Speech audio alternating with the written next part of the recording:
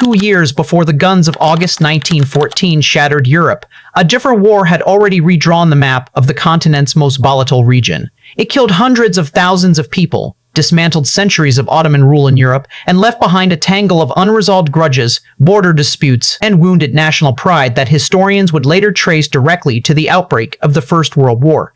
It was fought not by the great powers themselves, but by a coalition of small Balkan states who, for once, put aside their rivalries long enough to defeat a common enemy before turning on each other almost immediately after. This is the story of the Balkan Wars of 1912 and 1913, the conflict that shattered the sick man of Europe, created modern Albania, and set the stage, quite literally in the same region, for the assassination that would ignite the Great War. By the start of the 20th century, the Ottoman Empire's grip on the Balkans had been slipping for decades. Serbia, Greece, Bulgaria, and Montenegro had all won independence or autonomy from Constantinople over the course of the 19th century. But large populations of Serbs, Greeks, Bulgarians, and Albanians still lived under direct Ottoman rule in the region known as Macedonia and Thrace. A patchwork of ethnicities, religions, and rival national ambitions that each of the newly independent Balkan states wanted for itself. Ottoman weakness had become impossible to hide. The empire had just suffered a humiliating defeat in the Italo-Turkish War of 1911-1912, losing Libya to Italy and exposing how thinly stretched Ottoman military resources really were. Internally, the young Turk government in Constantinople was consumed by political instability, coups and counter-coups, leaving little capacity to reinforce or reform the empire's already neglected European provinces. Sensing an opportunity that might never come again, Serbia, Bulgaria, Greece, and Montenegro set aside generations of mutual suspicion and rivalry to form the Balkan League in the spring and summer of 1912, a series of bilateral treaties brokered quietly with encouragement from Russia, which hoped to use the League to check Austro-Hungarian influence in the region. Each member of the League had its own territorial ambitions in mind, and the treaties creating the alliance were as much about dividing the spoils of an anticipated victory as they were about defeating the Ottomans. That ambiguity, who would get what and how much, was a fault line built into the alliance from the very beginning, one that would crack open with terrible consequences once the fighting against the Ottomans was over. The secrecy surrounding the League's formation was deliberate. None of the great powers wanted a Balkan war at this particular moment. Russia feared being dragged into a wider conflict before it was militarily ready, while Austria-Hungary worried about instability so close to its own southern border. When rumors of the alliance reached European chancelleries in the summer of 1912, ambassadors were dispatched to warn the Balkan states against war, but the warnings arrived too late. Public opinion within Serbia, Bulgaria, and Greece, inflamed by decades of nationalist agitation over unredeemed territories still under Ottoman control, had already made war all but inevitable regardless of what the great powers preferred. On October 8, 1912, Montenegro declared war on the Ottoman Empire, and within days, Serbia, Bulgaria, and Greece followed. The combined forces of the Balkan League numbered around 700,000 men, dwarfing the roughly 300,000 Ottoman troops immediately available to defend the empire's European territories, many of whom were poorly equipped, badly led, or still recovering from the disastrous war with Italy. The speed and scale of the League's victory stunned European observers who had expected Ottoman forces, however weakened, to put up a stronger fight. Bulgarian forces advanced rapidly through Thrace toward Constantinople itself, winning major battles at Kirk-Kilise and Luli-Burgas that shattered Ottoman resistance in the east. By November, Bulgarian troops had reached the fortified Chatalya lines, the last significant defensive position before the Ottoman capital, close enough that some soldiers reported being able to see the minarets of the city in the distance. Meanwhile, Serbian forces pushed south and west into Macedonia and Kosovo, winning a decisive victory at the Battle of Kumanovo that effectively ended organized Ottoman resistance in the region. Serbian troops went on to capture the symbolically important city of Skopje and pushed toward the Adriatic coast, achieving a long-standing Serbian ambition of securing direct access to the sea, an ambition that would soon collide directly with the interests of Austria-Hungary, which had no intention of allowing Serbian expansion to the Adriatic to go unchallenged. Greek forces, advancing from the south, captured the vital port city of Thessaloniki, Salonika, narrowly beating a Bulgarian column to the city by less than a day, a race for territory that foreshadowed the disputes over Macedonia that would soon tear the victorious alliance apart. Greek naval forces also achieved significant successes in the Aegean, seizing a string of Ottoman-held islands and effectively cutting off Ottoman forces in Europe from reinforcement by sea. The Ottoman government, confronted with defeats on every front, found itself paralyzed by political dysfunction in Constantinople as much as by military weakness in the field. Communication between the capital and its scattered armies broke down repeatedly, and Ottoman commanders in Macedonia and Thrace often had to make critical decisions without clear guidance from a government consumed by its own internal power struggles. Entire garrisons, cut off from resupply and reinforcement, surrendered rather than face annihilation, and tens of thousands of Ottoman soldiers became prisoners of war within the first weeks of the conflict, a scale of collapse that stunned military observers across Europe who had expected, at minimum, a more protracted and costly struggle. While the major field armies scored rapid successes elsewhere, the powerful Ottoman fortress city of Adrianople, modern Edirne, held out under siege by Bulgarian and Serbian forces for months, its garrison determined to deny the Balkan League a complete and total victory in the east. The siege became a grinding, costly affair, a preview of the kind of static, artillery-heavy warfare that would soon define the Western Front in the much larger war to come. By December 1912, with Ottoman forces defeated on almost every front and Bulgarian troops dug in outside Constantinople itself, an armistice was arranged, and peace negotiations opened in London under the supervision of the assembled great powers, each anxious about how the collapse of Ottoman power in Europe might upset the delicate balance among themselves. Austria, Hungary, in particular, watched Serbia's gains with mounting alarm, fearing that a larger, more confident Serbian state on its southern border would encourage similar nationalist ambitions among the empire's own restless Slavic populations. The London negotiations dragged on through the winter, complicated by a coup in Constantinople that brought a more hardline Young Turk government to power, one unwilling to accept the loss of Adrianople. Fighting resumed briefly in early 1913, and the fortress finally fell in March after a joint Bulgarian-Serbian assault breached its defenses following months of siege. With Adrianople's fall, Ottoman resistance in Europe was essentially over. The Treaty of London, signed in May 1913, formally ended the First Balkan War, stripping the Ottoman Empire of nearly all its remaining European territory and reducing its presence on the continent to a small strip of land around Constantinople itself.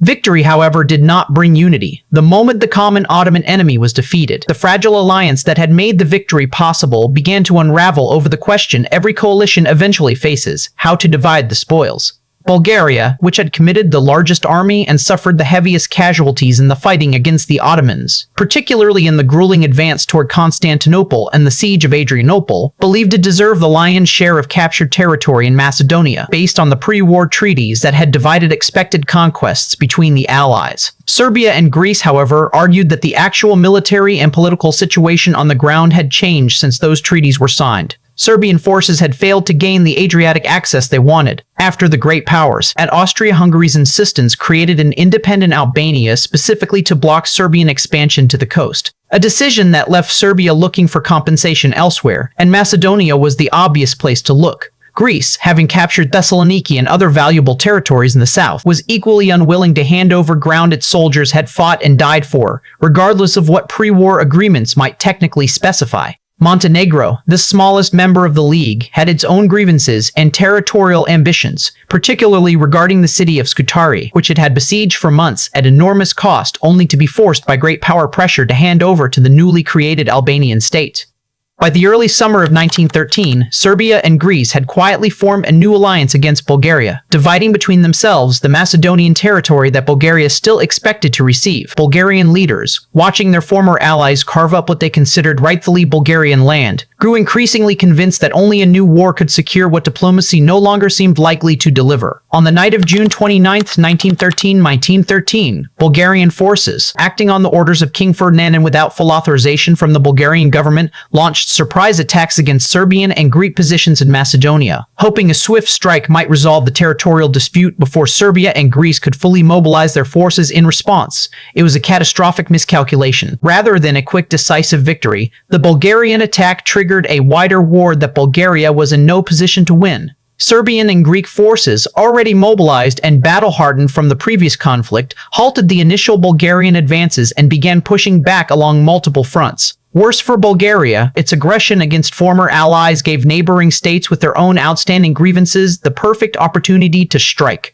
Romania, which had remained neutral during the First Balkan War but harbored its own territorial claims against Bulgaria in the region of southern Dobruja, declared war and invaded from the north, meeting virtually no resistance as Bulgaria's army was fully committed against Serbia and Greece elsewhere. Even more devastatingly, the Ottoman Empire, seeing an opportunity to reclaim at least some of what it had lost only months before, also entered the war against Bulgaria and recaptured Adrianople, the very fortress city whose fall had symbolized the Ottoman collapse just months earlier. Within weeks, Bulgaria found itself fighting a war on 4 fronts simultaneously, against Serbia, Greece, Romania, and the Ottoman Empire, a strategic position with no realistic path to victory. Bulgarian forces, exhausted from the previous war and now hopelessly outnumbered and outmaneuvered, collapsed on every front. What had been intended as a swift strike to secure disputed territory instead became a rapid and total national catastrophe. By late July 1913, with Bulgarian resistance broken and Romanian troops advancing virtually unopposed toward the Bulgarian capital of Sofia, Bulgaria sued for peace.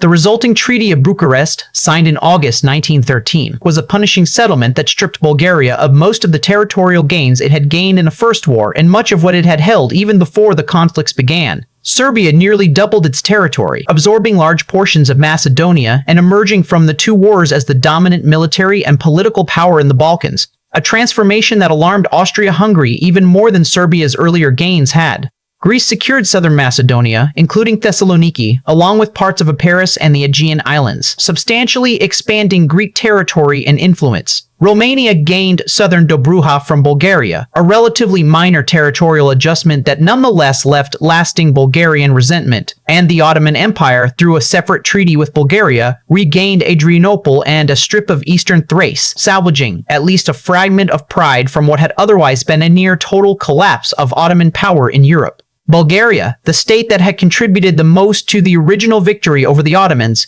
emerged from the two wars diplomatically isolated, territorially diminished, and consumed by a sense of grievance that would shape its foreign policy for years to come. Grievance so severe that when the Great War broke out barely a year later, Bulgaria would eventually side with the Central Powers, hoping a different set of allies might finally deliver the territorial gains that Serbia and Greece had denied it in 1913. The human toll of the two Balkan Wars was immense, foreshadowing the industrialized slaughter that would soon engulf the entire continent. Combined casualties across both conflicts are estimated in the range of several 100,000 killed, wounded, or dead from disease, out of populations far smaller than those that would fight the Great War just a year later. Entire towns and villages across Macedonia and Thrace changed hands multiple times within months, and each transfer of control was frequently accompanied by waves of ethnic violence, forced population movements, and reprisals against civilians perceived to belong to the wrong ethnic or religious community for whichever army now held the territory. International observers who investigated the conduct of the wars, including a commission organized by the Carnegie Endowment for International Peace, documented widespread atrocities committed by soldiers and irregular forces of every nationality involved, findings that shocked European public opinion and offered an early, largely ignored warning of how brutal modern warfare fought over contested homelands could become. The Commission's findings described burned villages, forced conversions, mass expulsions, and killings targeting civilians solely because of their ethnic or religious identity, patterns of violence that would tragically recur in the same region decades later. Refugees numbering in the hundreds of thousands fled or were driven from their homes as borders shifted, with Muslim populations fleeing territories newly conquered by Christian Balkan states, and Christian populations fleeing areas that briefly fell back under Ottoman or Bulgarian control during the fighting. The demographic map of Macedonia and Thrace, already a bewildering patchwork of ethnicities before the wars, was permanently and violently reshaped by 1913, with consequences for regional stability that would echo for the rest of the century. Amid this chaos, the creation of an independent Albania, engineered largely by Austria-Hungary and Italy specifically to deny Serbia its long-sought access to the Adriatic Sea, left a new and unstable state with poorly defined borders, a population divided along religious and clan lines, and neighbors on every side who considered parts of its territory rightfully their own. Albania's fragile birth was itself a direct consequence of the great power rivalry simmering beneath the surface of the Balkan Wars, a rivalry between Austria-Hungary and Russia over influence in the region that the wars had done nothing to resolve and everything to intensify. By the autumn of 1913, the map of the Balkans looked dramatically different than it had just 2 years before. The Ottoman Empire's centuries-long presence in Europe had been reduced to little more than a foothold. Serbia had emerged vastly strengthened, confident, and increasingly assertive about its role as protector of South Slavic peoples still living under foreign rule, including those within the borders of Austria-Hungary itself, particularly in the recently annexed province of Bosnia-Herzegovina. Austro-Hungarian military and political leaders watched Serbia's rise with growing anxiety, viewing an emboldened, expanded Serbian state as an existential threat to the stability of their own multi-ethnic empire, which contained millions of South Slavs who might, in the empire's darkest fears, eventually look to Belgrade rather than Vienna for their national future. Some senior Austro-Hungarian officials had already begun quietly advocating for a preventive war against Serbia during the Balkan crisis itself, arguments that were set aside for the moment but never entirely abandoned. Bulgaria, humiliated and territorially diminished, nursed grievances that would push it toward alliance with the Central Powers when the wider European war eventually came.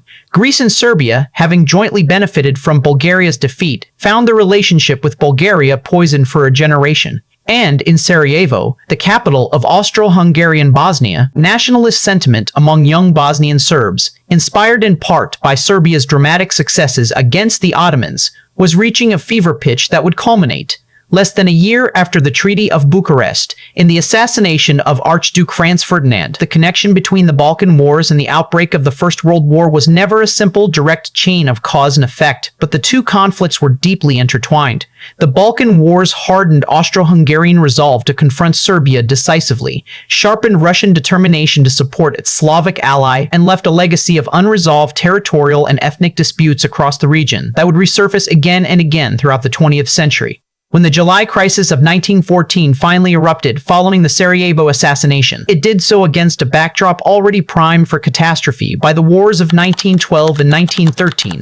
The Balkan Wars are often remembered, if they are remembered at all outside the region itself, as a mere prelude to the far larger catastrophe that followed in 1914, but they deserve to be understood on their own terms, as a conflict that ended centuries of Ottoman rule in Europe, redrew the map of an entire region, and demonstrated, in miniature, many of the horrors that would soon engulf the continent: rapid mobilization, industrialized combat, ethnic violence against civilian population, and alliances that shattered the moment shared enemies were defeated. It is a reminder that the road to the First World War did not begin in the trenches of Belgium or the palaces of Vienna and Berlin, but years earlier in the mountains and valleys of the Balkans, where old empires crumbled, new nations rose on unstable foundations, and grievances born of victory proved every bit as dangerous as those born of defeat. Thanks for watching. If you want to go deeper into the diplomatic maneuvering of the great powers during the London Conference, or the military campaigns of the Second Balkan War in detail, let us know in the comments. And don't forget to like and subscribe for more in-depth history.